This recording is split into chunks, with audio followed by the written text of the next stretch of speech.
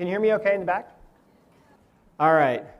So let's just talk for a minute about the present dilemma, where we are. The traditional approach to healing was actually born, at least in the Western world, was born on the battlefield in the Civil War and in the World Wars. And it's based around what I like to call heroic measures. And that means if you're a soldier in the Civil War and a cannonball comes bouncing along and it takes off your leg, heroic measures are going to need to be performed to save your life, right? So modern medicine waits until there's a crisis that erupts, and it focuses on external causes of disease and dramatic intervention and on symptom suppression, right? So here's what can happen. Susie goes to her doctor with a cough, and he prescribes the antibiotic amoxicillin and says, this will take care of that. And as a side effect of the antibiotic, she gets this lovely yeast infection, goes back to the doctor, and he prescribes the antifungal drug diflucan and says, well, this will take care of that. And with her immune system depressed, Susie is getting depressed, so her doctor prescribes the antidepressant drug Prozac and says, this will take care of that. And what are we chasing here? Symptoms. We're chasing symptoms, right, which is kind of a losing game, really. Well, like it does for others, the Prozac elevates Susie's blood pressure, so her doctor prescribes the anti-high blood pressure drug Captopril and says, this will take care of that.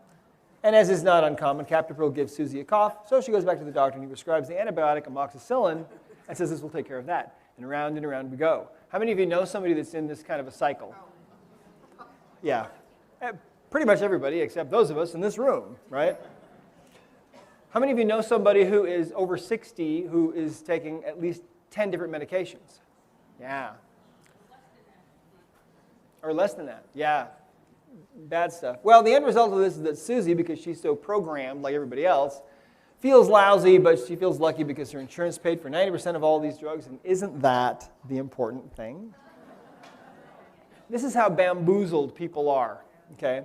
Our job is to try to unbamboozle them, all right? So, well, medical errors and prescription drug misuse or overdose are among the leading causes of death. Many surgeries are drastic and considered unnecessary, okay? Even by the medical profession. Okay? They've done studies and found a lot of surgeries are unnecessary. The U.S. spends the highest amount of money per capita on healthcare of every other country in the world, $2.6 trillion in 2010, and rising each year. Crazy. The U.S. ranks as the least healthy country in the world, ranking number 1 for degenerative diseases. And just coincidentally, I think, I could be wrong, but don't you think that maybe the U.S. has the most amount of marketing spent on drugs? Is there a correlation? I think there is, despite all that money that's spent on healthcare. Well, there's a man named Dr. Benjamin Rush, one of the signers of the Declaration of Independence, and here's what he said.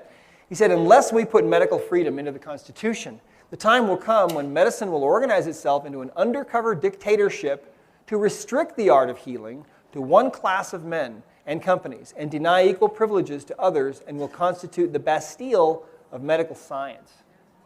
Was that prescient of him? Amazing, huh? Prophetic, really. Well, medical ideas change. You know, bloodletting was common until not that long ago, really. And the idea then was, well, we know what's wrong with you, John. You have too much blood. So we'll let out a bunch of your blood. And if you survive that, then that was the problem, right? How many of you had your tonsils taken out? Okay. Well, I didn't have mine taken out, but I knew a lot of kids that did. And I knew why, because they got what? Ice cream, right? You get all the ice cream that you can eat.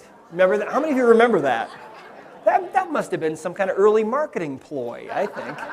You know, those were considered good surgeries, tonsillectomies, appendectomies. You know, it was only a few years ago that they finally figured out what the appendix is. It finally has a purpose now. It used to be really that it was there only for doctors to take it out. That's why it existed, right? Now we know the tonsils form part of the ring of Waldeyer, part of the body's immune system, part of the body's first line of defense against cancer, and so on. The appendix has a purpose.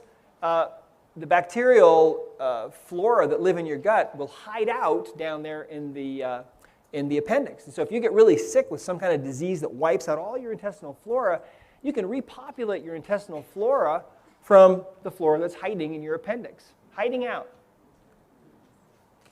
Unless you've had your appendix removed. So we'll have a moment of silence for those of you that have had your appendix taken out. Sorry. All right. Well, drugs and surgeries are currently overused solutions, but the established order is loath to change. And in fact, Galileo was forced to recant his opinions about the sun being the center of the universe, okay, in 1633. He knew the sun wasn't the center of the universe. He'd proven it, but yet he was forced to recant. Yet after that, he was heard to mutter under his breath, "Eppur si muove," which means, and yet it moves. So